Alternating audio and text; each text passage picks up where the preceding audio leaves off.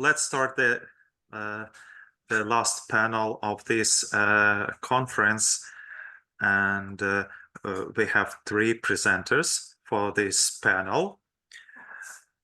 And let me introduce the first presenter. But first of all, I would like to suggest the format to have first of all, to have three presentations all together, and then let's have the discussion at the end of this panel. So the first presenter is Aleksandra Naróg, Jagiellonian University, Poland, with the lecture titled Bruno, Schulz and Drohobych, Art and Transcultural Memory Politics. Aleksandra, proszę bardzo. Bardzo dziękuję. Good morning, everyone. Thank you very much for the possibility to present my research here. I'm really sorry. I'm really sorry again, because I wanted to come to Chernivtsi in person. It was almost planned. Anyhow, after a previous long, complicated trip, I came back homesick and I wasn't able to travel during the weekend. Anyway, I'm happy that I have a possibility to join online. So thank you. I will start and I will share my presentation. So just a second, please.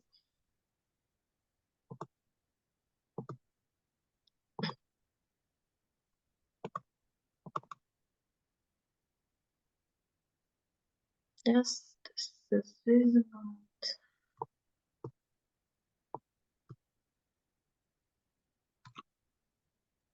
Okay. Do you see my screen well? Yeah, that's great. All right, fine.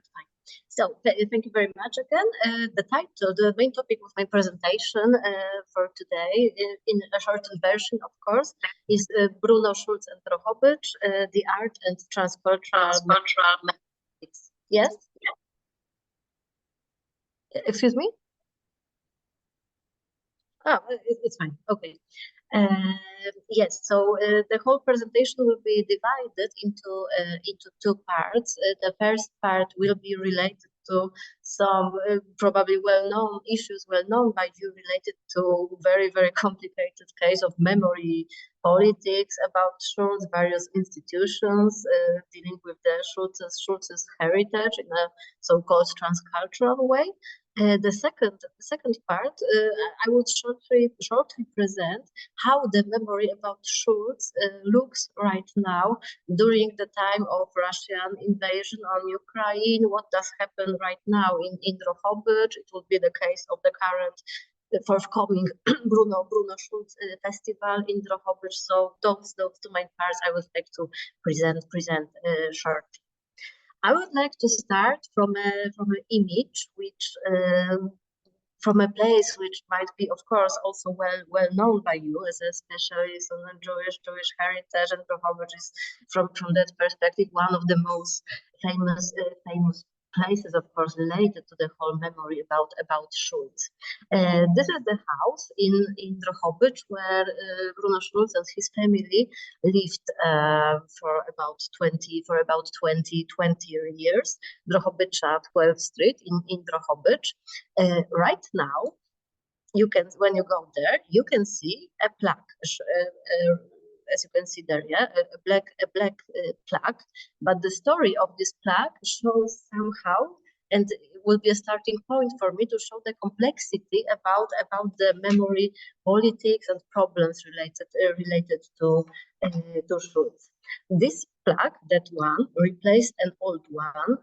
The first one was put there by the Polish government in 1989, where there was a text only in Polish and in Ukrainian, writing that here, simplifying, here in that house lived Bruno Schulz, a magician of the Polish language. But on the older plaque, no one, literally no one mentioned that this magician, so-called magician, was a Jew.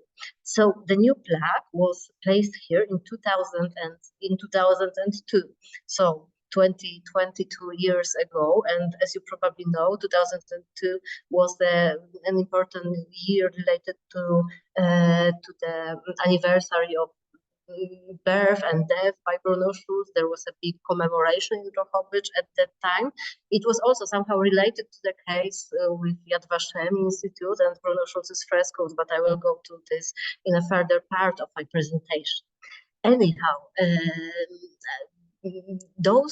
this plaque is written in 3 languages, but there was a large discussion in Poland, as well in Ukraine, from the Israeli part, of course, how Bruno Schulz, a Polish-speaking Jew, but non-religious Jew who lived in Drohobych, how can be commemorated, and how this 3-part heritage of Polish, Jewish, and Ukrainian culture as well might be well written on this plaque. And the so-called compromise was that he was described as in this house in the years 1910 until 1941. What is interesting, there is a small mistake also in this Polish text, because Schulz lived in this house, but not from 1910, but from 1912. So here in this house, in those years, lived and created a well-known Jewish painter and the writer, the master of the Polish word, Bruno Schulz. So the so-called compromise from the Polish side. And another interesting point, which might be as well interesting to you, is I don't know Hebrew that well, but some of my Hebrew-speaking colleagues mentioned that the text in Hebrew, first of all, there are two typos in this text, 2 mistakes related to the missing last letters, or the word gadol, which means the great, where the letters are also changed. That is one point. The second point, that the Hebrew text doesn't mention, can be literally translated into English to well-known and great writer who created in Polish language. So no category of master of the Polish language. Anyhow, there was a large discussion and argument between mostly Polish and Ukrainian researchers, also the Israeli side, the Jewish community in Drohobych, how to describe the origins of Schulz. So this is the first point, which from my perspective also shows the complexity and still some issues which have not been done well, can raise some questions. So as I said, those main questions related to memory politics about Schulz is of course this question of Polish, Jewish, Ukrainian heritage, and the harsh concept of so-called ownership of this legacy and the memory about Schulz. It is of course connected with the issue we probably know well, but I will revise it. So this museal and state politics, various institutions who take part in a debate or want to somehow describe this heritage from their own perspective. The theoretical part of my paper states that the memory about Schulz and the general politics of memory about Schulz is based on affective way of how different communities take part in this discussion and how they somehow fight for the rights to have a right to describe the legacy of Schulz. As affect, I understand according to American theoretist Brian Masumi as something which is pre-discussed and pre-emotional, the forces which build various communities of various interests. And politics of affect about Bruno Schulz, this is the moment when we begin to speak of affect, when we are already venturing into the political dimensions of relational encounters.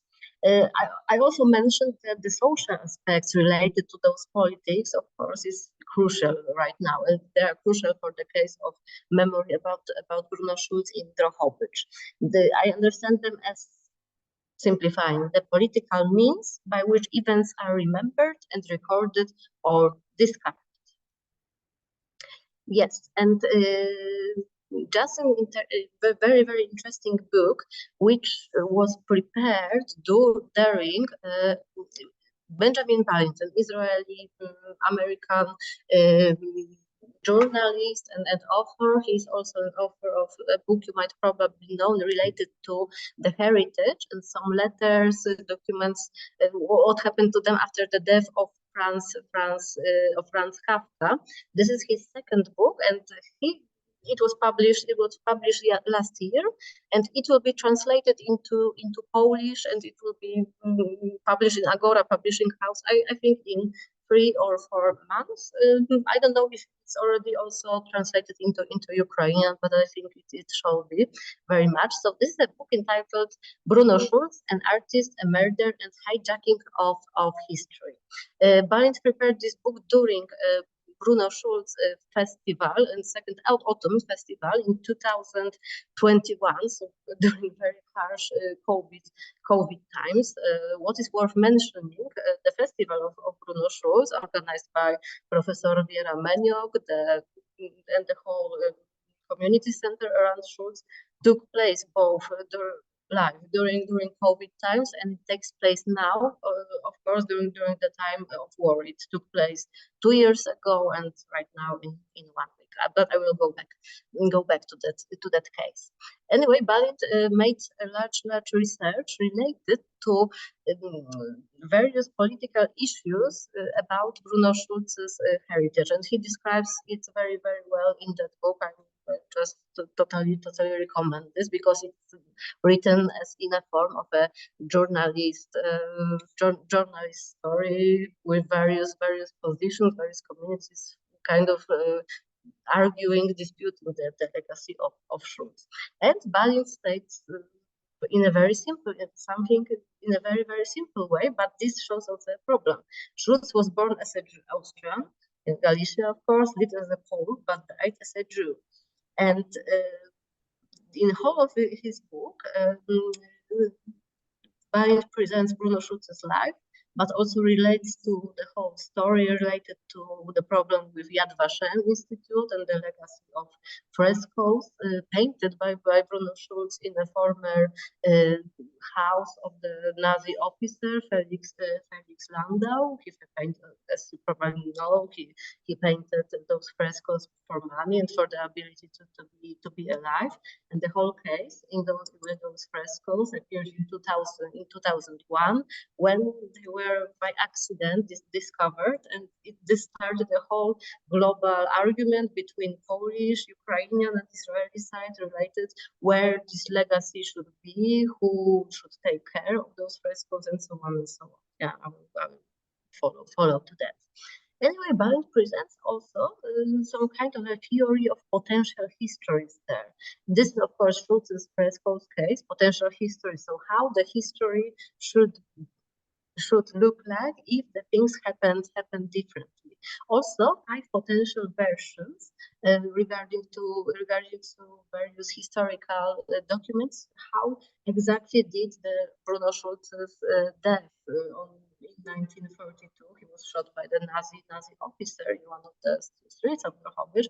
But how is the official narrative about his death? So just, but the main question is, does a cultural legacy even need as such a strong belonging? And what makes Schulz such a point for this whole discussion about the various communities, various identities, and all those frescoes case and so on. Anyhow, I will strongly recommend this book to not to solve the question, but I think still open the discussion for that case. And regarding the frescoes case, this is an excerpt of a documentary movie by Benjamin Geisler called "Finding Pictures." And this movie started, this whole argument about frescoes left in Landau's villa, because in the former villa of Landau, now after the war, like normal families started living there and use this villa as a flat. Yeah. So, but one of the former one of the former Schulz's disciples, Alfred Schreier, who you can see in the excerpt from this movie. Benjamin Geisler, the German author of the movie, asked Schreier to join him and go and visit Kałużny's, the family Kałużny's family home, because it was a normal Ukrainian family who lived there for a couple of years, and they didn't even notice that on the one walls of those of their kitchen there is a hidden miracle so far. So this is Schulz's frescoes, one of the Schulz's frescoes. You probably know the pictures, the illustrations to Brother Grimm's fairy tales. And Schreier, at the beginning of this movie, shows this Mrs. Kałużny, the place where the frescoes probably are, where are they depicted.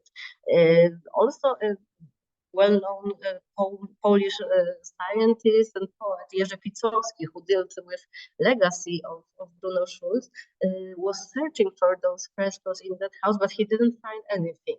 It was found by Schreier and Geisler. But of course, the main question was what to do with this legacy of in that case when we find a bunch of frescoes not in good conditions, just in a normal room when a normal family lives. And this is described very well by Balint in this book I already recommended to you. I would just like to point out that Kałużny family was totally forgotten both by Polish, Ukrainian and Israeli government, because they were to be offered some kind of a temporary flat for the time where the frescoes were to be restored and so on, but no one helped them.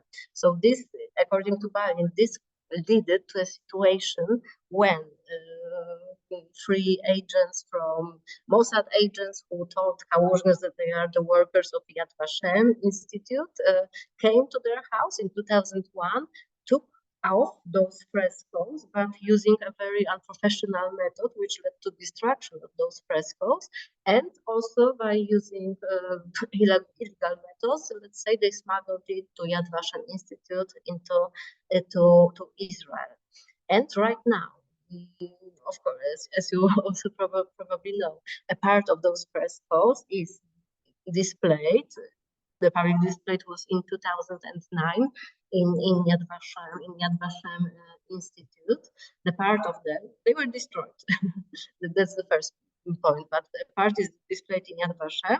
The other part, which was left, is displayed in a Drohobych State Museum.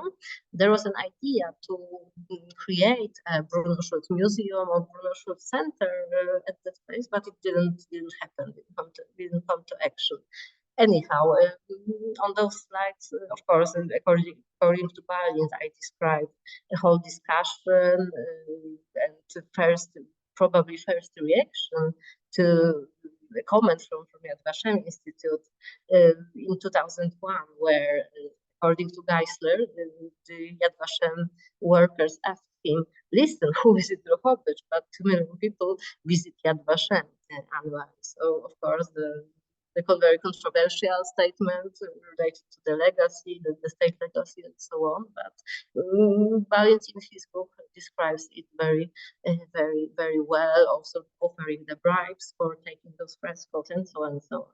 This discussion is too long to recapitulate here, but everything you can find. You can find in this book also pictures, so-called formal legalization of Schulz's presence in Yad Vashem, where the institute invited Hillary Clinton to officially opening of those scratched parts of those frescoes. And this is a small part, as I said before, also a discussion what to do with the frescoes which were left in Drohobych. They are displayed in the Drohobych City Museum, but some of the Polish researchers, like Władysław Panas, for example, also stated that it might be a problem how to create, for example, a museum in the former oppressor, so land Felix Landau's house, for example. And as I said, the project of a center of Bruno Schulz Memorial Museum still failed. Yeah. So just to show and to reconcile those things. Another plaque in Drohobych is also has also a complex story, because on the Shevchenko Street, when Bruno Schulz was shot by a Nazi officer, there is a plaque. This is a picture from 2010, but only in the description is only in Polish and Ukrainian. There is no description in Hebrew. And according to some members of the Jewish community in Drohobych, it's a problem. Yeah? Why we have 3 languages on Schulz's house, but on the place where he was shot, only 2 languages. Yeah. And this plaque was also stolen twice. Once it was destroyed. This is the current state. How does it look? How does it look now?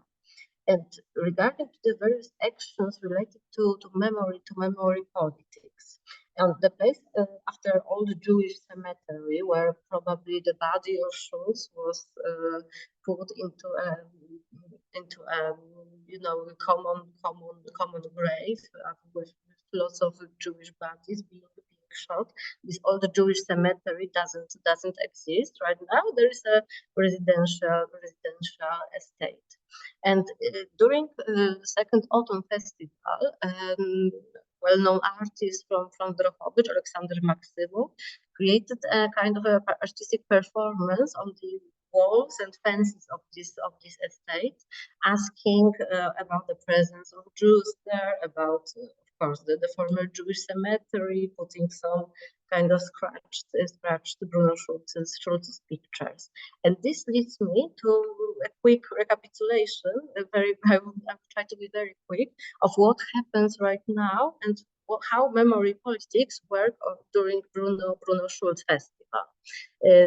This is also one of the actions during the festival, second autumn, when the academic pray on ecumenic pray on the place of the death of Bruno Schulz takes place with a rabbi, Catholic priest, and Greek Catholic priest, and it occurs every 2 years on 19th of November. This is a picture of a festival which took place 2 years ago in Drohobych.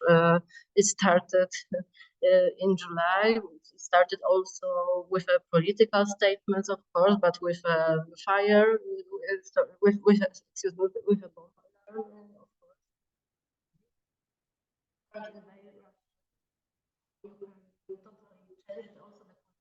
Aleksandra, you are disappearing. Excuse me? You are disappearing. You was disappearing.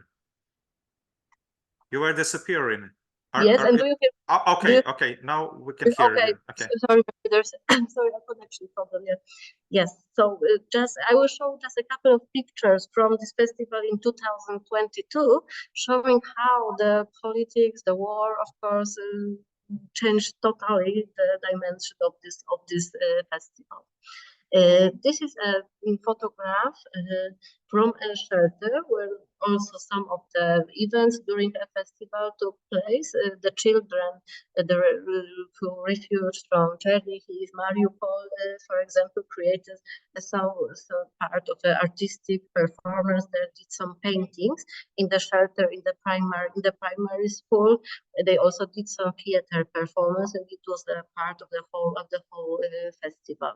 So it shows how Bruno Schulz, whose life was, of course, dramatically related into war, how it appeared right now, but in a totally different context. This is another picture of this exhibition. And what is more, the Great Synagogue in Drohobych, it was renovated in 2018. Now, on the left there is a current state and the state before renovation. It serves right now also as a point of steadfastness. In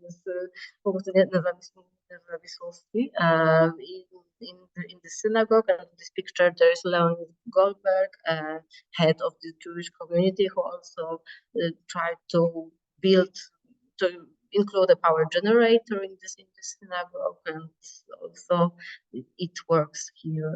It works here that way. Another interesting thing related to memory politics is the case of Broniecki Forest. It's near Drohobych, between Drohobych, next to Drohobych. It was a place of extermination of approximately 11,000 Jews from Drohobych and the surrounding areas, but there was a large problem of how to commemorate them. There was no plaque informing that also the Jews were exterminated there, and there are only around 13 big concrete plaques and all those Israeli flags or other plaques here are made by private donors, people who lost their families there, live in America or Israel right now, and this whole place was commemorated only a couple of years ago, where Jewish memory was also put into this place. Anyhow, during Second Autumn Festival, also in November 22, it became also a place of commemorating Ukrainian soldiers who lost their lives fighting with Russia. Yeah, so another place with very complicated memory history related to Drohobych, we started to serve in a different way. And for now, just as a place for remarks, a short and I will be finishing a short excerpt from a letter from Rachel Auerbach, Bruno Schulz's friend, to him, related of to whom does he belong? Here, showing this program again. She wrote, "I'm strongly convinced that your writing could become a revelation on a universal scale. And since you don't write in the language of the Jews and you don't belong to the milieu from which you have sprung, then you must at least belong to the world." So how does the Schulz belong to the world? How does he belong to the various communities? And right now, what is the most important? How to create a community helping to deal with the current state of invasion, with the politics. Those are the main questions and the main points which became unanswered. Thank you very much for your attention. Thank you. Thank you so much, Aleksandra, for such an interesting presentation from you. And we'll get back to the questions to your presentation some later. And now let's move to the next presentation. And the next presenter is Nadia Ufimtseva from Kyiv-Mohyla Academy, or the National University of Kyiv-Mohyla Academy, Ukraine, with a lecture entitled Jewish Printing on Ukrainian Lands, Books, Design and Art. The floor is yours, Nadia, please.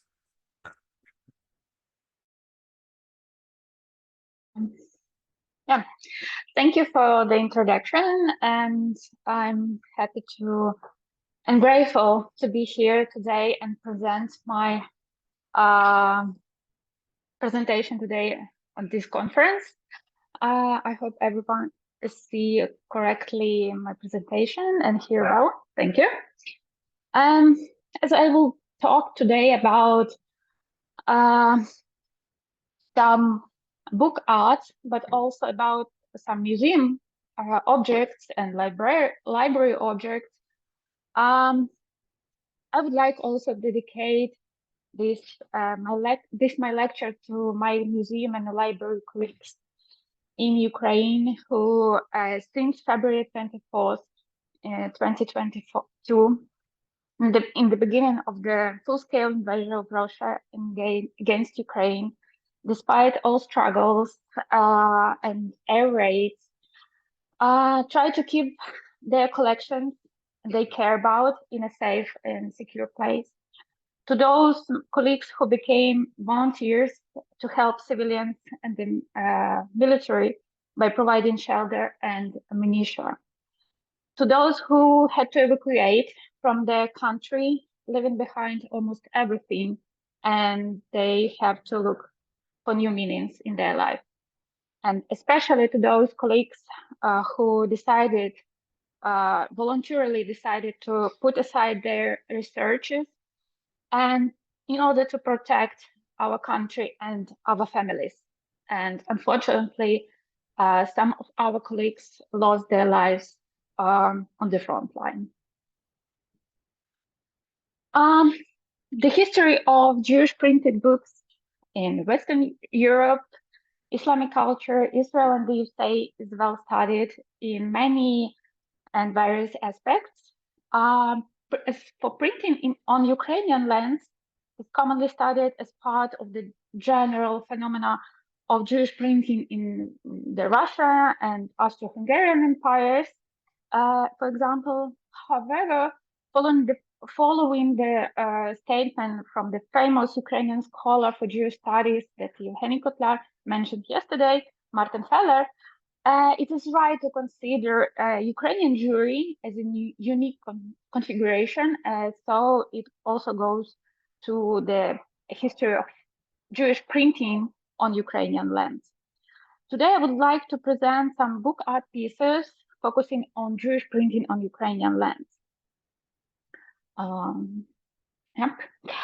In my presentation, I briefly examine the history of Jewish printing to help us grasp the essential features that influence book art and design. Also, I would like to emphasize that during my presentation, I will refer to the term book art in the most broad meaning as it's possible, beyond borders, as it's stated in the name of our expanding borders, as it's stated in the name of our conference. Book art includes many elements that are not obvious at first glance. They include not only, for example, the ornamental decorations for title pages, they also include paper, its color, thickness, ink, kinds of type and sizes of fonts, arrangements of text and illustration on the pages, bindings, marginale and ex libris, and many other things. So my presentation will focus mainly on these decorative elements that was made during the book production and after. If we compare the printing traditions in many cultures, Jewish books present a minimal aesthetic. As Brett Sebenhill, a bibliographer and Jewish book historian, noted, Hebrew printing never reached the graphic and technical heights of European book production. This phenomenon can be explained more by intellectual history and cultural predilection than by social and demographic differences. Here is the example of a European printed book. However, the studying or the art of printing and decorating Jewish books can provide valuable insights for us into Jewish books' history, culture, art, and cross-cultural connections. Art in printed books has a long history, dating back to the use of painted illustration in Hebrew manuscripts in Egypt in the second half of 10th century. The practice became common. This practice of illuminate or painted illustration in manuscripts became common in Europe in the middle of 13th century. As a result, there were produced richly decorated communal mausoleum in Franconia, for example, and unfortunately, this tradition of creation of Hebrew illuminated manuscripts largely ceased around the 13th and 14th centuries due to repeated expulsions of Jews in many areas of Europe. And as for Jewish printing, I would like to draw your attention to the printing centers in Central Europe. At the beginning of the 16th century, the printing practices in Krakow and Lublin were influenced by the significant printing press centers in Europe, particularly in Prague and from Italy. And here are some examples. The typographical design of Share Duran, as you can see now, shows a high level of book production with Hebrew type in square letter style and script. And the frame on the title page is organized as pillars of planks supporting a rectangular roof in which two putti plays a flute and a drum. In the center, you can see here you can see an angel within an ark. As Magda Teter and Edward Fram presented in their article about the Hellis brothers, who were printers for these two books, the initial page of Merkava de Hamishne exhibits a design of distinctive style of the early Renaissance. It features a composition of 4 shields representing heroes. The upper shield denotes the Duchy of Lithuania. The left shield displays the eagle of the Polish monarchy, and the bottom, the right shield displays the Duchy of Milan, and the bottom shield contains the symbol of the 3 towers of Krakow. And this symbol of 3 towers of Krakow also constituted as the printer's mark of the Hellis brothers. Title pages of Jewish books started featuring human figures over 2 centuries after non-Jewish books were already heavily illuminated with human figures. While putti or cherubs were found within decorative borders, human forms or faces were mainly seen on title pages. And one of several examples of explicitly pagan imaginary in Renaissance or Baroque Hebraic Jewish books is an imposing ornamental element of the naked Venus standing over a 7-headed dragon in the Parente Braganin edition of Maimonides' Mishneh Torah, and other such images were Mars and Minerva. In all books, and usually in European books, there was sometimes pictures of naked people or figures of famous or mythical heroes on the title pages. And we know that these pictures were usually not a big deal at first, but later they would get covered or altered. And in Jewish books, there was not as much nudity as in books from other cultures in Europe.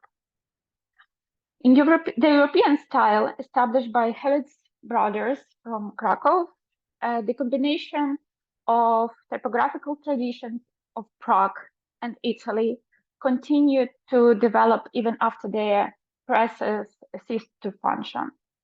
And some other significant Jewish printers learned their profession from the Italian printers, and sometimes apprentices acquired the teachers' equipment, inherited that equipment, including printing letters and woodcuts for the title pages of books.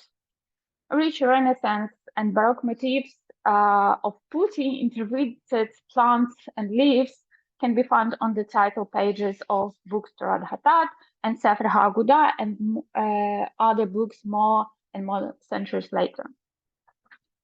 As Avidov Lipsker noticed in his publication, this typographical openness to mythological images, widespread in Renaissance drawing and architecture, is even astonishing more, considering that these were books of halakha or other religious genres intended for yeshiva students and for religious studying. This phenomena can be partly attributed to the cultural climate of the time, and it shows how the urban landscape of Krakow, for example, heavily influenced by Italian architects, found its representation in book art. In the late 17th century, events like wars and economic troubles made it tough for printing to thrive. There was a lot of censorship, and printing was concentrated in a few cities. This caused the number of published books to drop until the early 18th century. On the other hand, more people were learning to read, especially religious, and there was growing need for books, especially religious texts, among educated Jews. The printing of non-religious books also started to increase, and that was the result of the shift towards secularization and the modernization of the Jewish society. The printing landscape changed by establishing a network of new printing centuries in the Eastern Europe. In the end of the 17th century, a new printing center was established in Żółkiw by Uri ben Aaron Kyiv, who came from Amsterdam, and it's considered to be the very first printing center on Ukrainian land. After Uri's passing, his son and grandson took over the business, and this business continued until the late of 18th century. Uri ben Aaron Kyiv brought typographical equipment from Amsterdam to Żółkiw and reused title pages he used for books printed in Amsterdam, and that is very famous and known phenomena in Jewish printing, history of Jewish printing, and you can see it also here on the title page of Keli Yakar.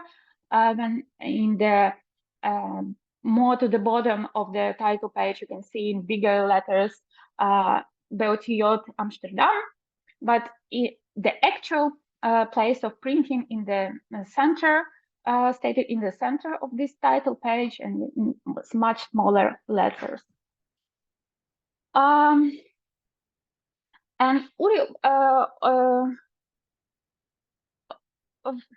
this Amsterdam equipment and more like Western European Jewish equipment, printing equipment, also includes some of these title pages featured a drawing of Moses and Aaron, 10 Commandments, and they also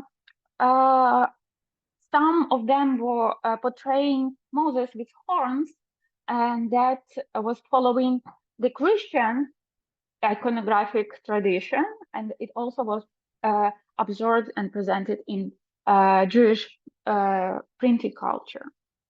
These images were copied by more than a dozen presses through Europe and in the Eastern Europe as well. In the 19th century, East European folkloric motifs became popular on title pages, and they gradually replaced these elaborated frames. Instead, such motifs as jugs, flower pots, and small windows were used more commonly, and particularly in printing presses on Ukrainian land.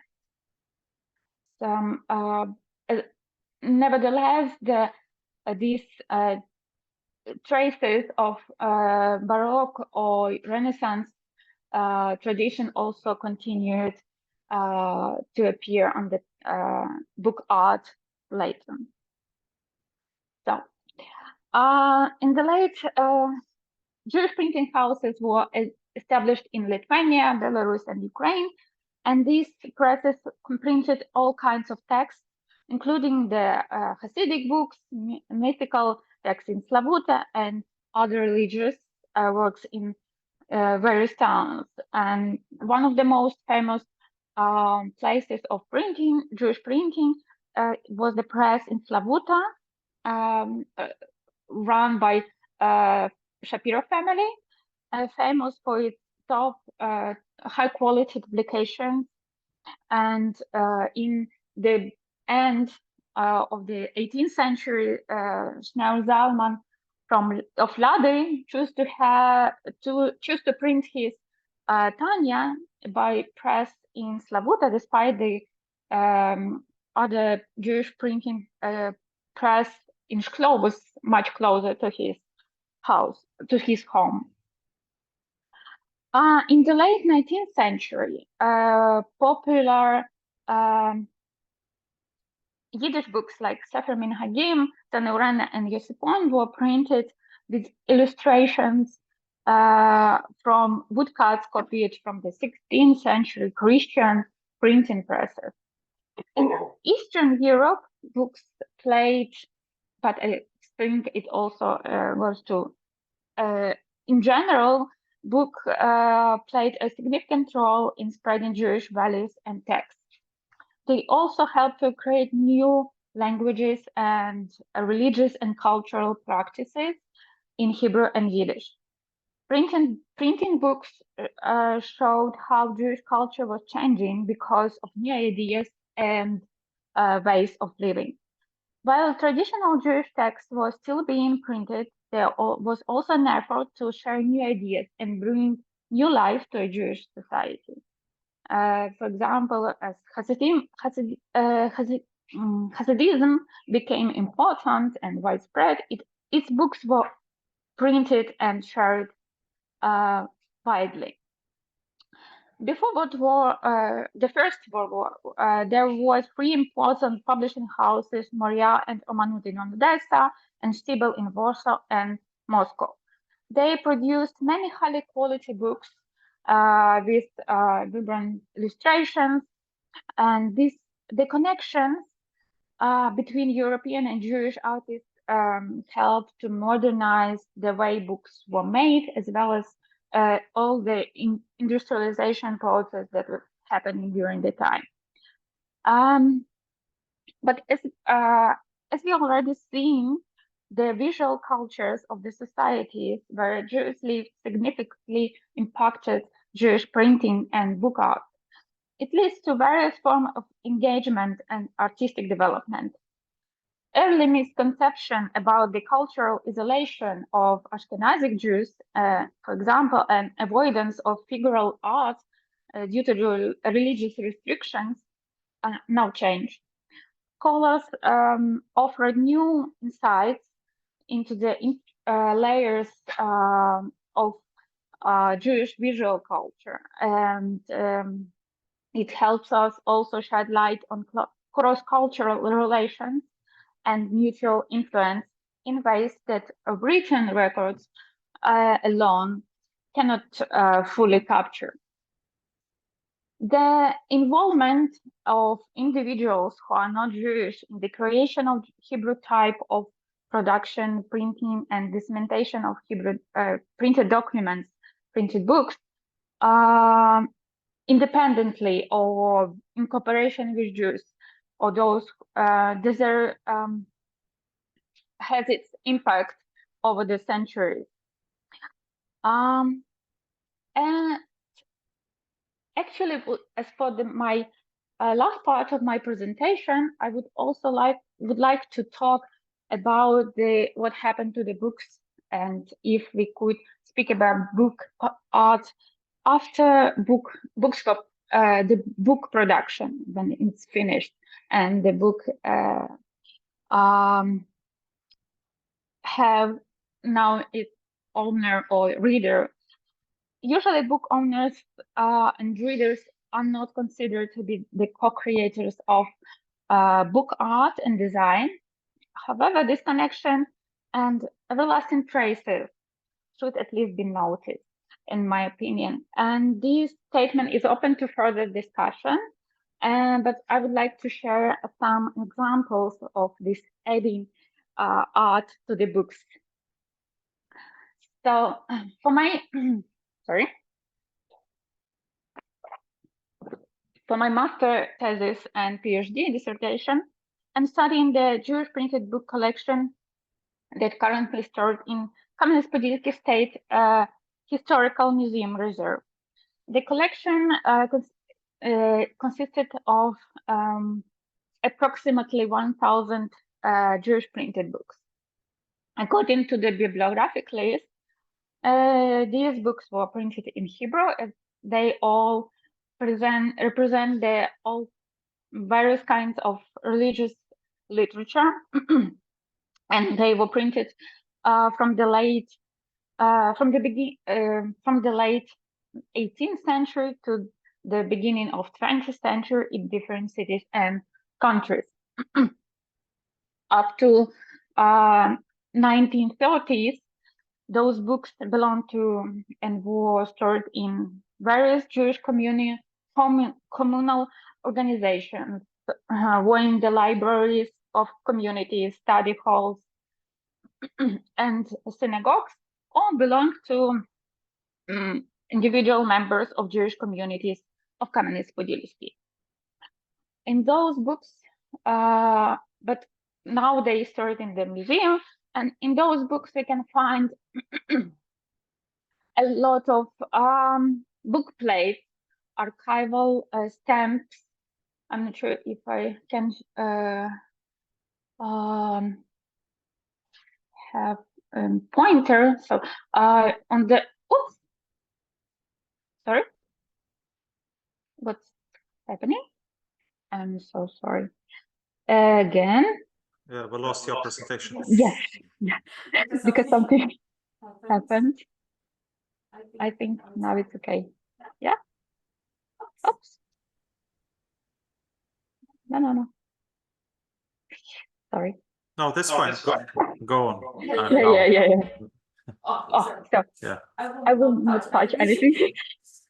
So we can find a lot of book plates, archival stamps, marginalia, and handwritten notes and exhibits, and all that can provide us with precious information about the Jewish community in Kamenets-Podilsky, about practices of readership and ownership, and much more. So I would like to show you some examples of such additional book art in these books and these collections. So you can see here a lot of several book plates that indicated that some book belong to the library of study halls or synagogues, some handwritten notes, or even doodles and drawings that also definitely were inspired by the surroundings of the users and owners and readers of those books.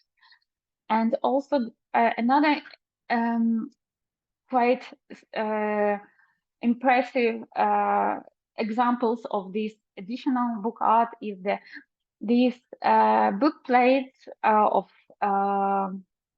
individual personal libraries, and they are very various in their types and shapes and elements that were used in those book plates.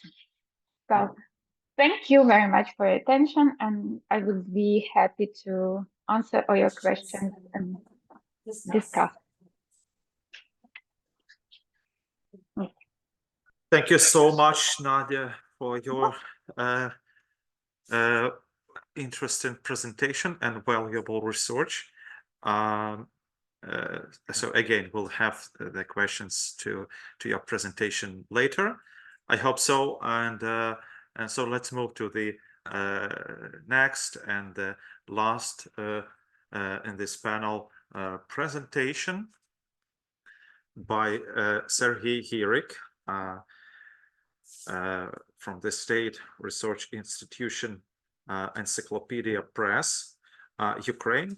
Serhiy also teaches Jewish history at Kyiv-Mohyla Academy, and Serhiy is also a vice president of the Ukrainian Association for Jewish Studies. And Serhiy was a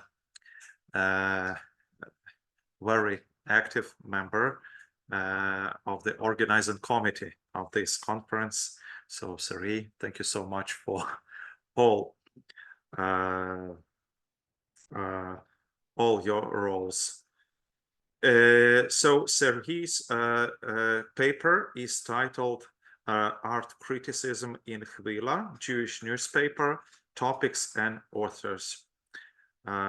Please, Serhiy. Thank you for such introduction. No, Serhiy, we can't hear you. I hear myself. No, we can't hear you. Okay.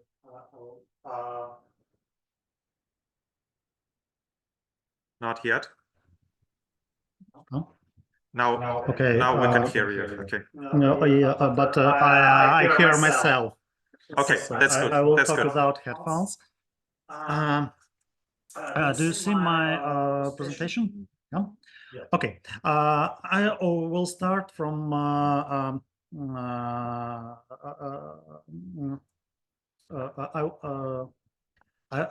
I will tell on the very beginning of my presentation that I'm not art historian.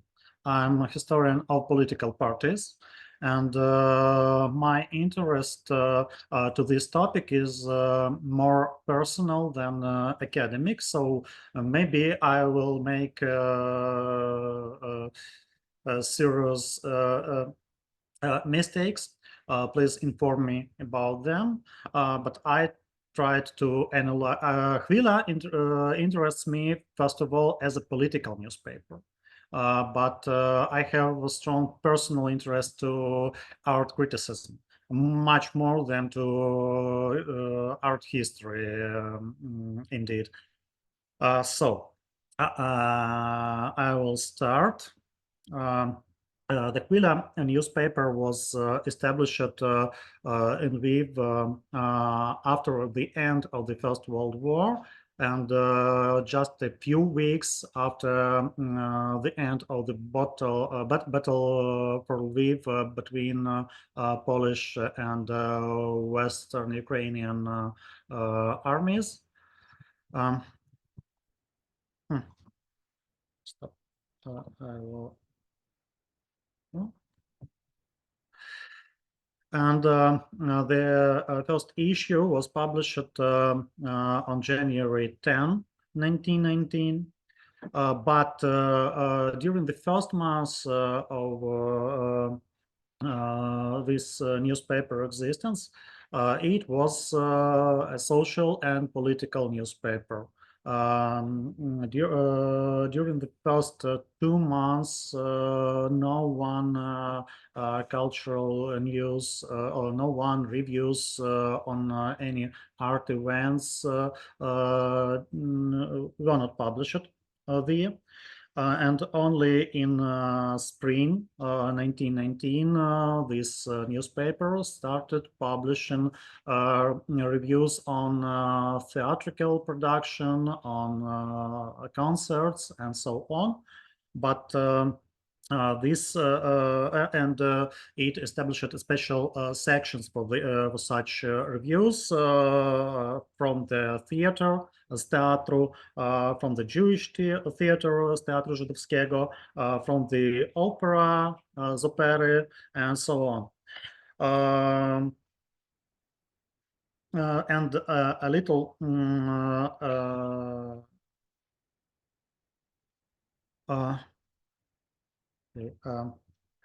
only in the fall of 1919, this newspaper started publishing reviews on art exhibitions. But indeed, theatrical life and musical life was much more active because concert halls and theaters make their productions in more frequently, much more frequently than art galleries or art salons. It needs more time to organize an exhibition, so it is not strange fact. On the very first publication on special and plastic arts was the review two exhibitions written by Max Bienenstock, Zionist activist and literary critic. It was dedicated to the autumn exhibition of the Zachenta Art Salon and the personal retrospective exhibition of Damazy Kotovsky. This personal exhibition was organized in the hall, in the exhibition hall of the Society of Fine Arts. This review, do you see the next slide? Yeah. This review was written in a calm and critical tone, and reviewer criticized the organizers of the autumn exhibition at Zachenta, but we need to take into account that he reviewed one of the first exhibition in the city after several years of military confrontation. And in such situation, the author accuses organizers of this exhibition of not having enough sculptures, as if there were not enough good sculptors in Poland. In fact, that exhibition primarily presented paintings and drawings, not sculptures. But the accusation of lack of new aesthetic impressions is more justified, as well as purely technical remarks and mention of a lack of strict selection criteria. The reviewer also mentioned three young participants of this exhibition, whose, I mean, the group exhibition organized by the Zachenta Salon, whose works caught his particular attention. All of them were Lviv residents, along with the Polish painter Otto Dobrowolski, who had died 2 years earlier. The author didn't know that Dobrowolski was no longer alive because Dobrowolski died in Kyiv. Along with him, with Dobrowolski, Bienenstock mentioned only Edward Dorangowski and Kazimierz Potocki. And among the mature artists whose works were presented at the exhibition, he mentioned Ludwik Ratkowski. During these years, Ratkowski lived and worked in Lviv, and then moved to non-Lviv residents. I mean, Felix Jabłczyński from Warsaw and Bronislawa Janowska from Kraków, etc. This exhibition seemed haphazard to the author. His assessment of the retrospective exhibition of Damazy Kotovsky was much more positive than his assessment of this first group exhibition. And almost half of the fragment about Kotovsky exhibition was devoted to an analysis of the images of Hutsuls and Hutsul women created by Kotovsky. And it's obvious that Bienenstock preferred to see a systematic approach to creating an exhibition. So he wanted to see a curatorial approach, even in the case of large group exhibition. But of course, in 1919, to organize such a group exhibition with a strict curatorial approach was impossible.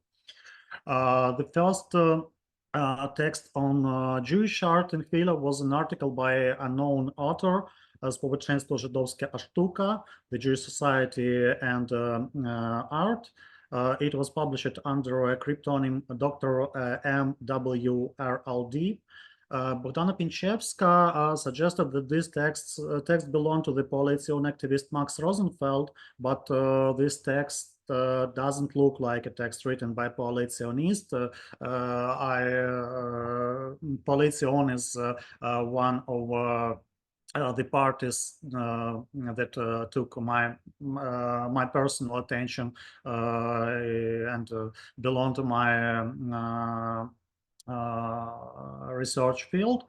So I don't think that Max Rosenfeld was a possible author of this article. But this article, The Jewish Society and Art, is not example of art criticism. It's rather a manifesto. And this article is well known to art historian. In 2013, Bogdana Pichevska published its Ukrainian translation in Judaika Ukrainica. The second text on Jewish art was the article on Jewish art o Sztuce Żydowską by Henryk Lilian. You can see it on my slide. It was published on October 28, 1919. And it was written on the occasion of the exhibition of Jewish Art Lovers Club. And technically, it was the second review of an art exhibition in Chwila. And this article is also well known to scholars. Its Ukrainian translation was also published in Judaika Ukrainica in 2013 by Bogdana Pichevska. And unfortunately, we don't know anything about the biography of its author. This article is of more general theoretical nature. Its author tries to define the boundaries of the Jewish art. For Henryk Lilian, the Jewish art is not only the art created by Jews using motifs related to the Jewish tradition, but also Jewish art includes, as for him, works created by Jewish artists on universal topics.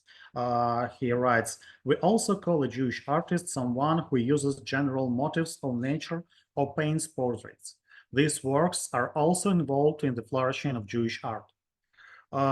This article can hardly be called a review, since the author is not an impartial observer. He actively participated in the work of the Jewish Art Lovers Club, the organization that organized the review with exhibition. So he is not objective as a reviewer. And during the following years, publications on artistic topics appeared much more frequently, and it lasted until the Second World War and season the publication in Chwila. On January 6, 1920, the newspaper published an anonymous report from the opening ceremony of an exhibition of Jewish art, the first large-scale exhibition of this kind in Lviv. It was opened on January 4th, 1920. And on the occasion of the opening of this exhibition, a short theoretical article was published under the cryptonym M. Its title was Art for Lovers of Jewish Art. You can see it on my slide. This text is also not a review. It's rather a manifesto. And interestingly, that the author used the full form of the God's name. You can see it in the second paragraph. It's very strange for a Jewish newspaper. And it's yet one interesting moment in this article. Author, when talking about influence of Jewish tradition on the world culture, article mentioned the architect of the Solomon's temple, Hiram. I don't know, maybe Hiram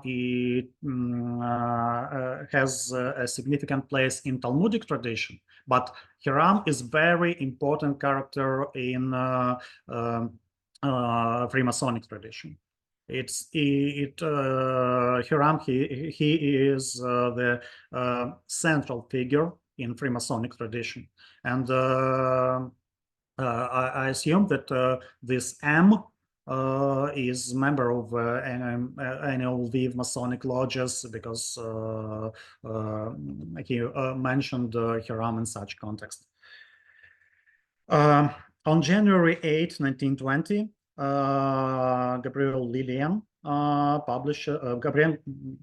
Gabriel Cannon has published a large review on this exhibition, and another review was published by Hendrik Treyvaert. Hendrik Treyvaert was a pen name of Hendrik Hescheles, the editor of Chwila. Another review was published on January 21st, and on February 15, Max Bienenstock, author of the first review, published an article, Jewish Art and Society Reflections After an Exhibition. And so this exhibition of Jewish art caused appearance of 4 of report from this its opening, and 4 articles, 1 theoretical article and 3 reviews. It was the most discussed art event that was most discussed in Chwila during the 2 decades of existence of this newspaper.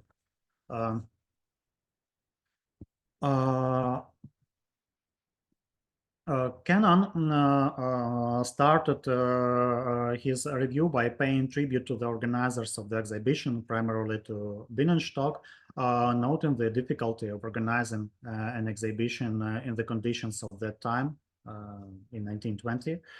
Then he evaluated the presented works, noting the unevenness. He noted the high quality of the works by Samuel Hirschenberg. Samuel Hirschenberg died 12 years before this exhibition, and Ephraim Moshe Lilian. And at the same time, he criticized Wilhelm Wachtel for his coloristic. Wachtel lived in Lviv then, and obviously read this review. And in general, Cannon favorably assesses all the artists presented on this exhibition, Jerzy Merkel, Leopold Gottlieb, and others. And he concluded with an explicitly political thesis. Jews have their own outstanding representatives in plastic art. The reason for the fact that there is still no great and original Jewish art should be sought elsewhere. All Jewish creators of plastic art work for foreign nations among whom they live. So the review of O'Cannon was only a pretext to express his own political beliefs. The review by Treyvaert, Hendrik Hescheles, indeed, was short. It started with a lyrical introduction about the influence of the ghetto on Jewish artists born in Galicia, and then he just provided a list of artists who are recognized as classics and supplementing it with a paragraph on younger artists.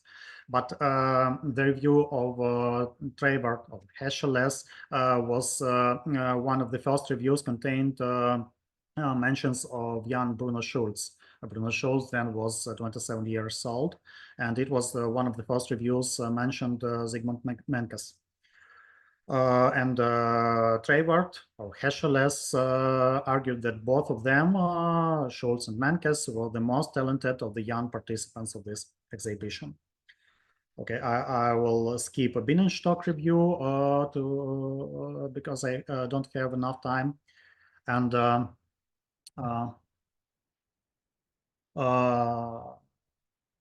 sometimes the newspaper published 2 articles at once. You can see it on the slide. On May 15, 1921, Chwila published 2 reviews, both of them written by Max Bienenstock. First of them is a review on Alexei Novakyevsky personal exhibition. He named him Aleksandra, not Alexa. I don't know why. And the second one is a note about a personal visit by Bienenstock to Artur Markovich, the Krakow resident. Novakyevsky exhibition was evaluated very favorably by Bienenstock. It was held in the artist's private home, not in exhibition hall, and Bienenstock noted this fact with regret and emphasized that the artist's coloristic, his originality compared to Novakyevsky's teachers at the Krakow Academy of Arts, And this review is remarkable for the complete absence of any critical comments. It's absolutely favorable. And this review ended with a call to help the sick Ukrainian artist. In addition, the author emphasized on the reason for the reason for exhibiting the works in the artist's private home were caused by non-artistic factors. Polish organizations did not wish to exhibit a Ukrainian artists, but Ukrainian organization then didn't have their own exhibition hall. The note about Bienenstock's visit to Markovich was very similar to this review in its style, and also did not contain any critical remarks about Markovich.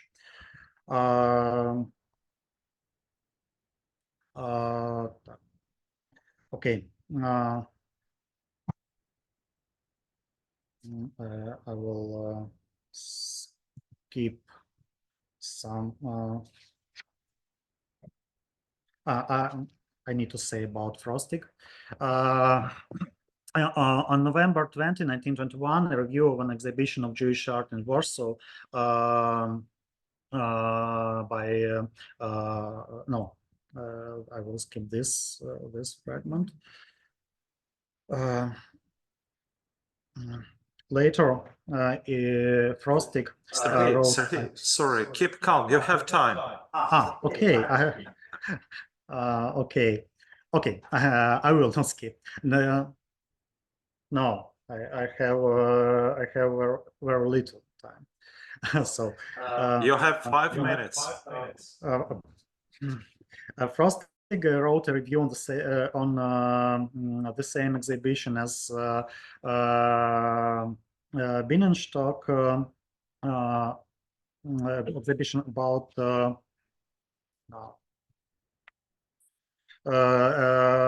exhibition about personal exhibition of Leopold Gottlieb. Bienenstock wrote a review for it in Chwila Poniedziałkowa, and Frostig, maybe it was Jakub Frostig, a Polish psychiatrist who then worked and lived. But the review by Frostig was short and focused on Gottlieb's stylistic features, and Frostig presented Gottlieb as an artist who did not belong to the new art, but experimented with tools and methods of new art. Frostig was one of very active reviewers in Chwila during the first half of the 1920s.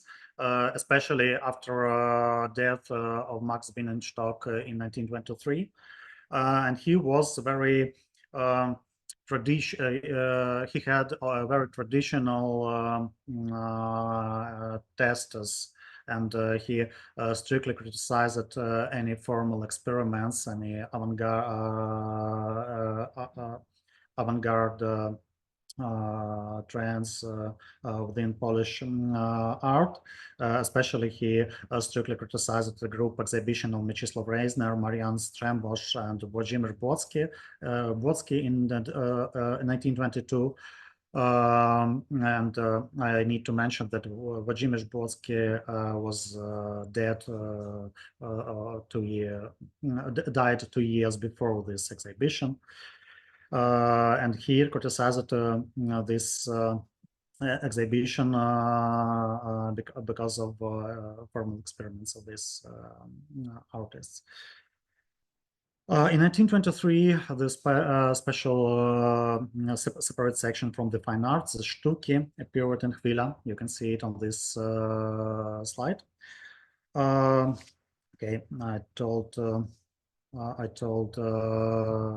enough about Frostig, and the next one of the last names that I will mention is Dr. Solomon Buchstab, Aviunam, the Zionist activist and Jewish lawyer, then Jerusalem resident.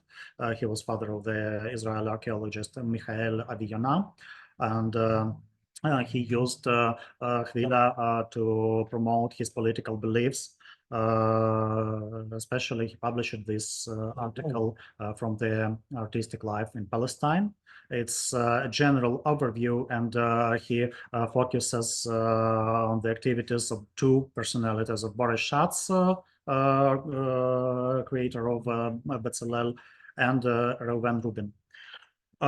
In 19 okay, I will skip the next point. On August 24, 1924, the letter from Paris, Modern Art by Alfred Aberdam was published. Aberdam looked like some confused by the situation in Paris where he lived then. No new names appeared for a long time. Chagall became too Parisian artist. The art life was commercialized, etc., etc. And he condemned this situation.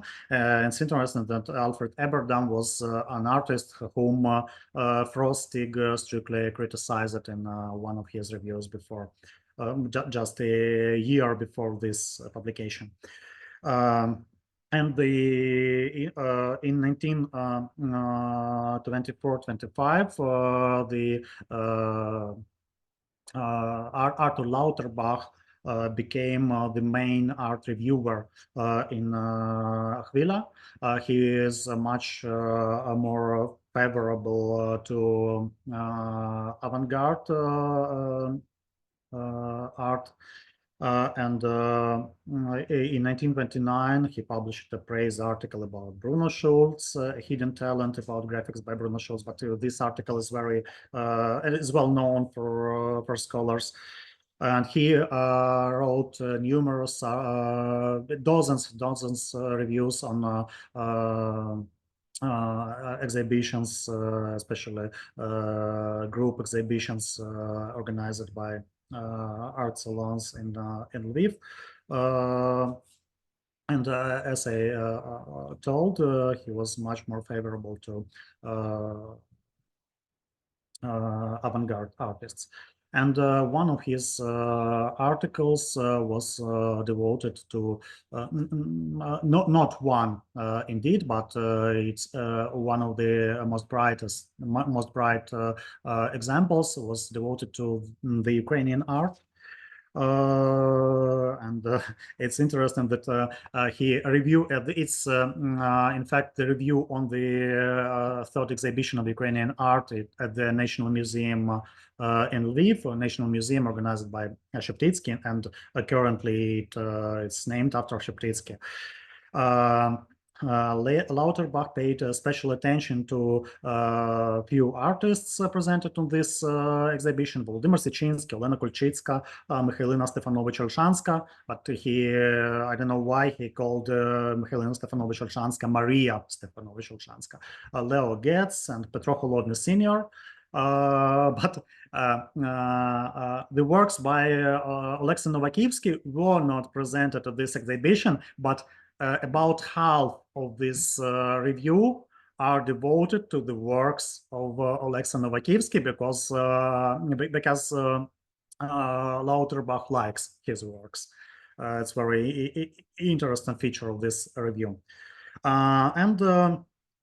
Later, some other authors, both art critics and artists, published their texts on art in Chwila, but the most active reviewer was Arthur Lauterbach. Unfortunately, we don't know anything about his biography.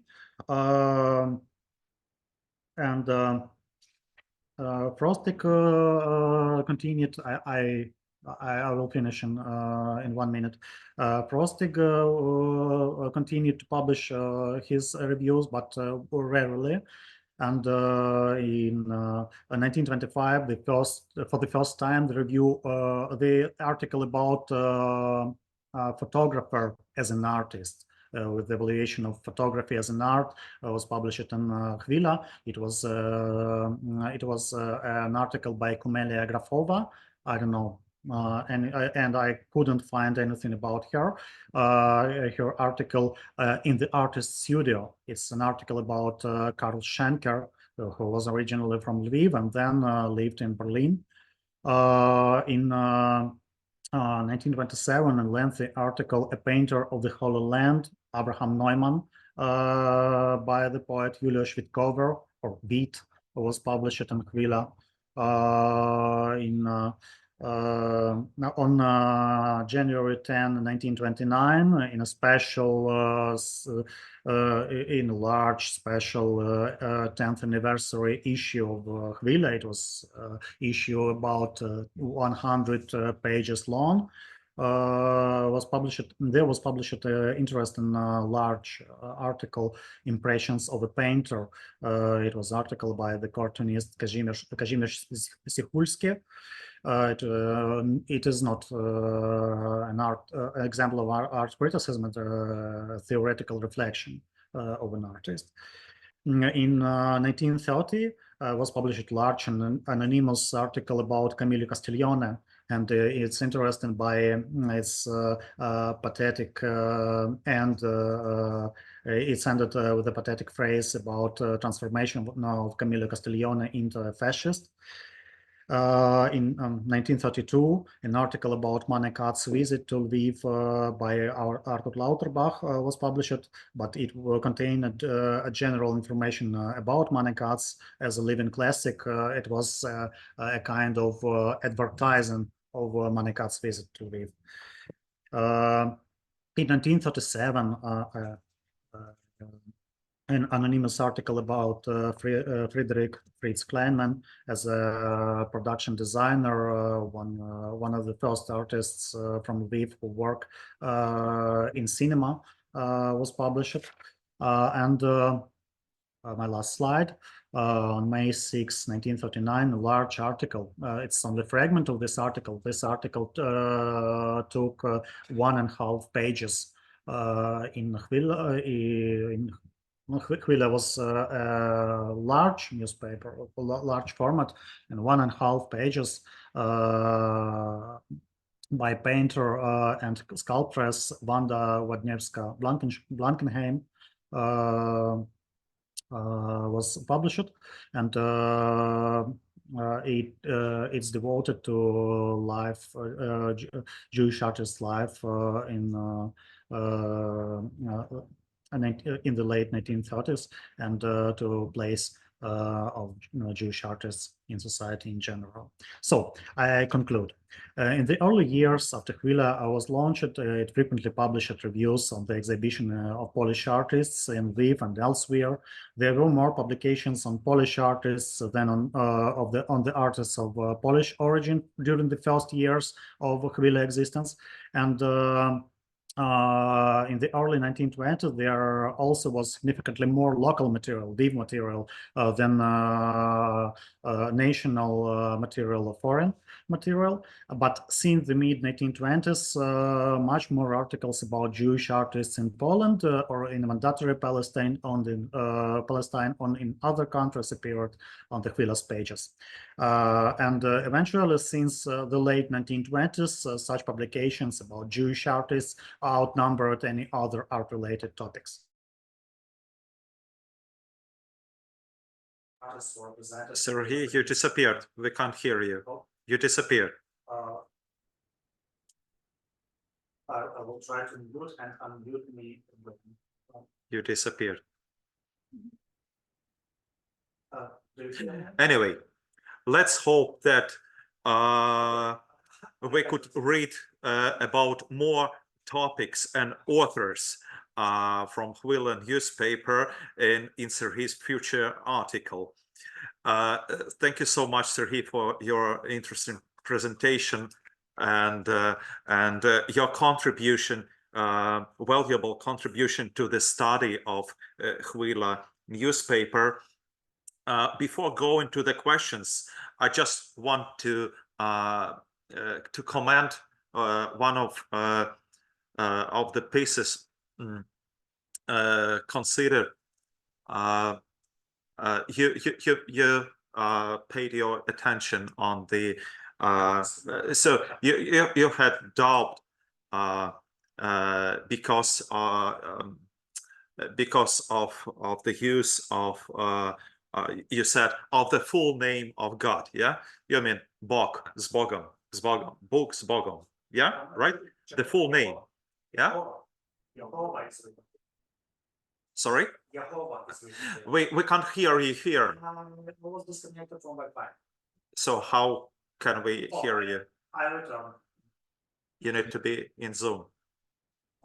Okay. The name Jehovah is mentioned there. But this is not the full name. So full means, you know, like God, Bog, not with all letters, like, you know, G and D and all like that. So, okay, now you clarified it for me. So you meant Jehovah, you meant a band name for God. Okay, okay, thank you. So let's move to the questions. Any questions, colleagues? Okay,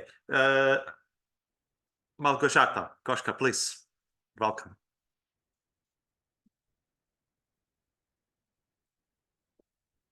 Please unmute yourself. I'm sorry. Thank you very much for this very interesting session. And I have actually questions to all of the presenters. Firstly, to Aleksandra, Naróg. According to your title, The Memory Politics, I have a question regarding this book by Benjamin Ballant. How would you describe what sort of memory politics does this book represent?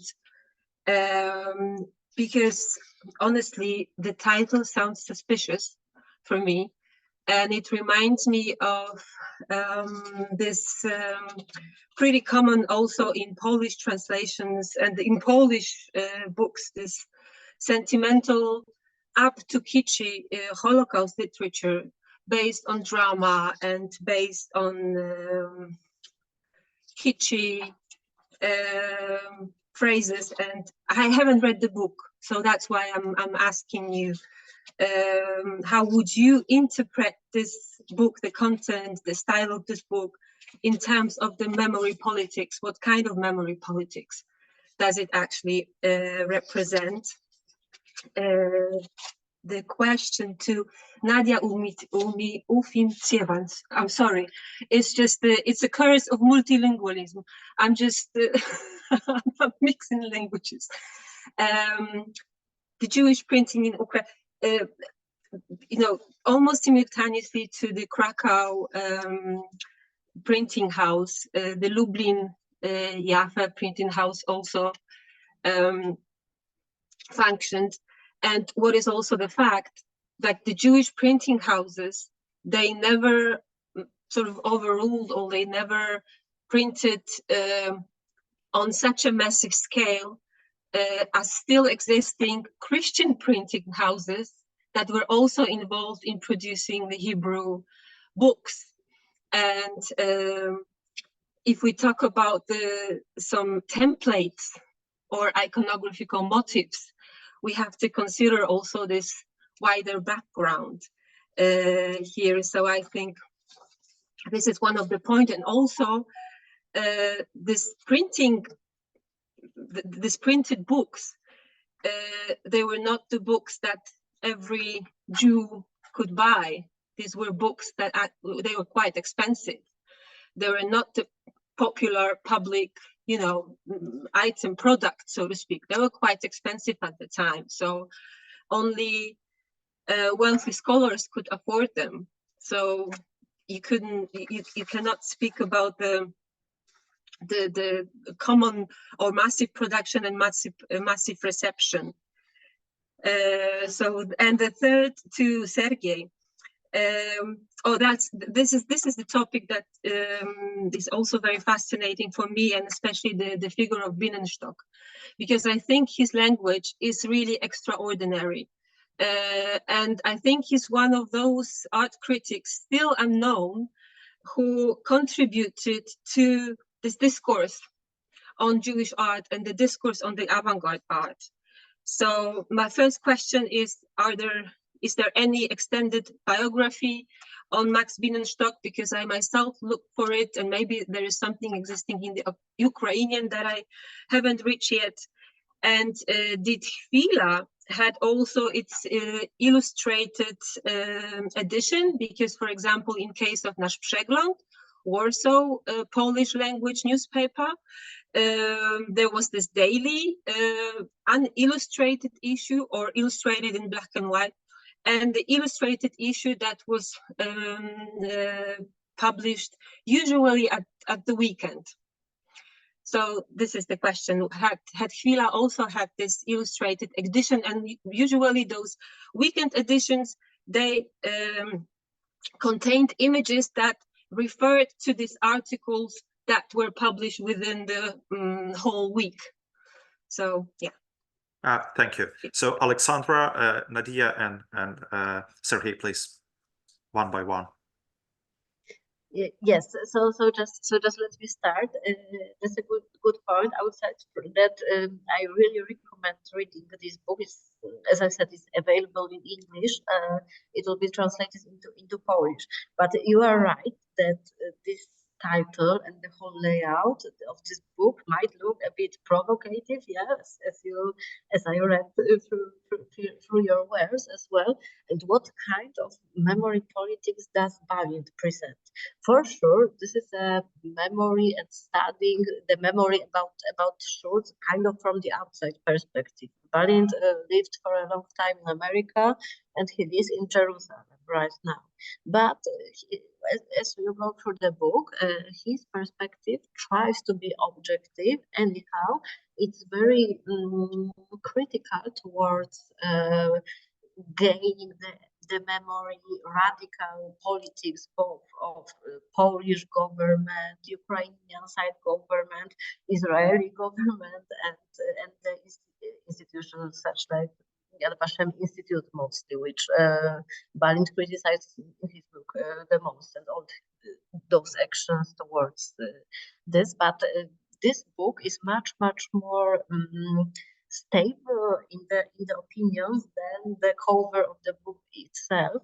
However, during my various visits in Drohobych, I also recognized that this case of various groups of interest, for example, Jewish community in Drohobych versus Yad Vashem Institute versus other Jewish communities in Ukraine, there are still this fresco case happened in 2001, but I felt, and during lots of talks with many people from Drohobych, I can feel that this case still builds tensions. Some of the things of the cases are still not discussed, so that Balint discovered as well that is still somehow a problem with many taboos around many communities which are still give anger for one another to each other. It is of course totally understandable, yeah, but despite of the some kind of a newspaper like title and so on, the book presents the result of talks with many representatives from Ukrainian side, from Drohobych, from the Polish side, and from Israeli side as well, but written from someone who gains much more American perspective, I would say, and wants to present Schulz also to the wider audience in America as well. So that's the issue. Yeah, that's from our Polish Ukrainian side. Of course, we might say there might be more complex, but just to show. Sorry, just additional. So it's a reportage. It's more a reportage, not. It's a reportage. It's a okay. Reportage. Okay. Yes. Reportage plus short vivid history of Bruno Schulz for people mostly who don't know his life and biography and so on. But for me, the most interesting part was the reportage part related to the frescoes and all those cases. Yeah. Thank you, Nadia. Małgorzata, thank you for your version. Vitaly, yeah, thank you. When we talk about book production and about the if books were affordable for the audience, it depends also on the period and on the part or lands we are talking about, part of Europe or something like that, because with much more mass production of Jewish printed books, with more advanced techniques in 19th century, those books, Jewish printed books, become more affordable, and almost every Jew had at least one book, so like Sidurim or Machzorim. So, and actually, Jewish printer presses and houses printed not only books, but they also printed like calendars, and that was actually the most accessible and affordable and mass production type that was produced by those presses. And as we're talking about these connections and relations between Jews and non-Jews and Christian culture, yes. So I skipped a lot of details, because these Hells brothers that I showed the title pages of their books, I didn't mention it, but they converted to Catholicism, and they were like Jewish community decided to refused to buy their books. However, they continued after conversion. They continued to publishing Jewish printed books, but they had to ask for the protection from the king and the monarchy, and it's a lot of complicated connections between Jews and non-Jews, between cultural religious institutions. And the Hells brothers, after their convention, they continued their work, and they continued publishing Jewish printed books as well as Christian books. And as they were working in the same process, they used the same templates, the same sources where they bought paper, ink, and so on and so on. And it's very famous that in the beginning of Jewish printing history started with cooperation of Jews and non-Jews in Italy and all over Europe, because in the same process they worked together, and they produced books for Jewish and Christian communities as well, and simultaneously. So these really many complicated connections, and that's why they are so fascinating, and they show us how these connections were much more complicated and interesting and integrating, if we can even imagine ourselves. That's what I meant, that these are like many phases of the Jewish Hebrew printing. And what I meant about these elites, this is the 16th, 17th century. You're right, the 19th century, beginning of the 20th century, it's become more mass product. Yeah, thank you. Yeah. And thank you. Another bit to add, because if we Aaron, did you demand? I'm sorry. I'm sorry for this technical issues. If I didn't even mention the Jewish printing in the Islamic culture, because it also had its traces in European continent, and it brings even more complicated and more intertwined relations between Jews, Christians, Muslims, and so on. So it's really fascinating and exciting story to study. Yeah, thank you. Thank you, Nadia. Serhiy, please, if possible, briefly, because we have 3 questions or comments more. So briefly, if possible. Thank you. We can't hear you again. Unmute yourself. Okay, yeah. Yes, I will answer very briefly. Thank you Of course, I agree that Max Binnenstock is underrated, and not only as an art critic, but also as a Zionist activist, as political activist, and as a journalist who wrote on various political and social issues. But he had a little time to realize himself. He died very young, and unfortunately, no one. I don't know any biography. His biography in Ukrainian, no one biography was not published, and I think that if they were published, I would know this. So I think that it doesn't exist. And yes, Chwila, of course, had an illustrated edition, Chwila Illustrovana, but the cultural chronicle, art chronicle with all these reviews and exhibitions was published on in daily ordinary edition of Chwila. Thank you. So, if possible, a few questions more, but quickly and briefly. Ruth Gruber. Whoops. Trying to. Okay. Thank you. It's been so interesting. I want to go back just very briefly to be a little provocative and go back very briefly to the Bruno Schulz affair or scandal, because I just went back as we were waiting here and reread some of the articles that I wrote at the time when the murals were taken away.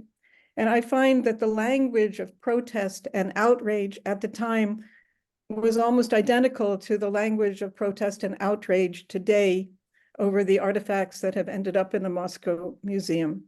And the language of Yad Vashem defending itself for having gone in and illegally taking these artifacts is very similar to the language by the Moscow Museum for having rescued these objects from destruction to take them to restore and all of that. I know that she said that locally there are tensions that are going on, but I'm wondering if, you know, the association would have said something about this, and if you think that if this book, Valin's book, is published in Ukrainian translation, will this reopen this, and will this scandal become once again a national issue, the way that the Moscow Museum has become a national issue?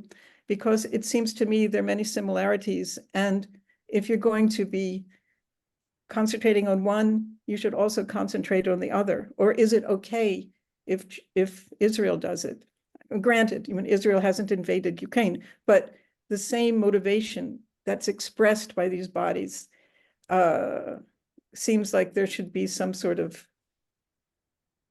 I'm just wondering if you think it's going to erupt again if the book is published in Ukrainian and this once again comes to the fore, because really the language from both sides was almost identical to what you hear now. That's a very brief, very good and deep question, which brings the comparison, as I said, about very big emotional, affective tension in this case, in this comparison you make. Of course, regarding different situation, but regarding the language is something that comes to my mind. It's very need to include it. I am sure that some discussion, not sure if that one will for sure break out in Poland. And I don't know, the Ukrainian terrorist criticism site and so on and so on. For sure, the discussion will be in Drohobych, between the people engaged. I'm not sure how was the perspective of the whole Ukraine Jewish studies of that case. I know mostly the perspective of Drohobych will be this festival perspective and so on, Jewish community in Drohobych as well. but for sure in Poland, in 2001, the language was totally full of tensions, probably on Israeli side as well. So that might be a point of a breakup, but we will see. Yeah, I would discuss more about sometimes. So just.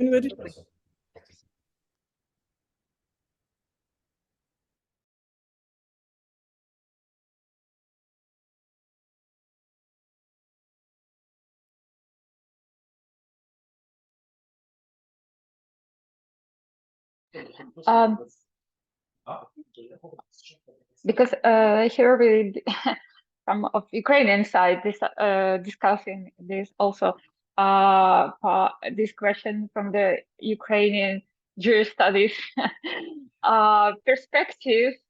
As for today, the issue with Bruno Schulz heritage somehow regulated between the countries, and I think it at least it was made some efforts to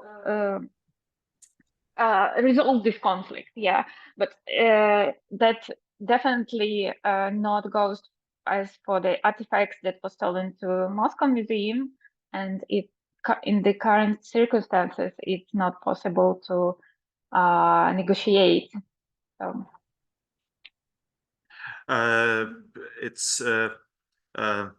It's obvious. We understand that can't negotiate with Moscow institutions with Russia in the current circumstance. But back to the Schulz frescoes. As I know, as we know, there is the agreement between Ukraine and Israel since am I right, to 2007 or 2008? No, maybe later. 2009 or 2009, something like that. And for 2 decades or like that until then, Israel holds these frescoes. But so this agreement comes to end soon in several years. So perhaps the Ukrainian government will appeal to Israel to return these frescoes to Ukraine. So in the Ukrainian Association for Jewish Studies, we're discussing this issue. So we have no, so there is no compromise, and there is no one opinion and one decision for that. Of course, it's highly discussable. Mm-hmm. And very sensitive question. Okay, so very briefly, a few questions more, and we need to maybe with a very short break, we'll move to the final discussion. So please, Felicitas and Serhiy and Sam, and that's it. Felicitas, very briefly if possible. Yes, a question for Nadia, which is, I don't see her now, which is, did I miss it, or didn't you show any books printed in Karaite press, or whether, so I'm very much interested in that part. And where were they? I mean, all of them on the Crimea or also elsewhere, and what was printed, or how big is the body in an abstract way? I mean, and my other question would be, I assume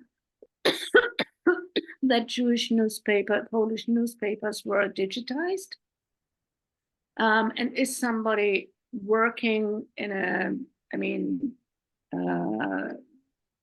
on these papers in a systematic way? So. Thank you for the question. Regarding the Karaite books, and in case of collection from Communist Podilsky State Historical Museum, there are no Karaite books. That's why I didn't show them. So, but in Ukraine, we still have this urge to study book collections in many libraries and other institutions, because a lot of collections are known to the researchers even. So it's a lot of work to do. There were great presses in Ukraine, in Crimea, and also on Volhynian region. So somehow they should be presented on some collections. And just to be fun, if we're talking about the Ukrainian collections, so Yes. it's a matter of time to discover them. I hope so. Okay, thank you. Thank you. Thank you. Serhiy, please. Thank you. It's not a question, it's a note to Serhiy's talk regarding ceramic theory in architecture in general. This is a general theory which was introduced by Christopher Wren in 17th, 18th century. It's a general theory, the first history of architectural history, that the construction, architecture is a divine knowledge, and it was given by God to Adam and so on, and then it moved, it was transferred from Mesopotamia to Egypt, then to Palestinians. And Hiram, who was actually in Bible the builder of the temple, came and built the temple and thus transferred this knowledge to the Jews, and also from the Palestinians, not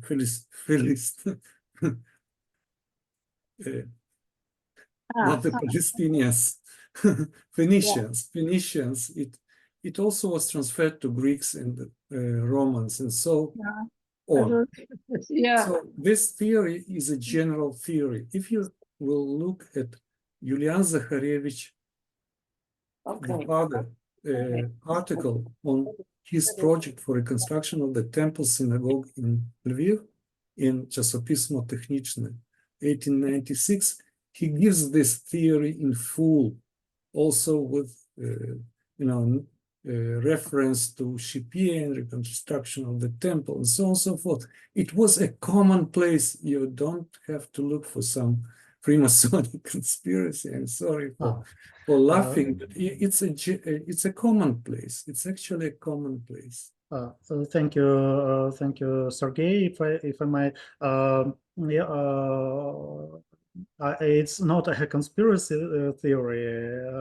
Just in Freemasonic tradition, that sure. Mason Definitely lodges, so. Definitely Hiram is the central figure, and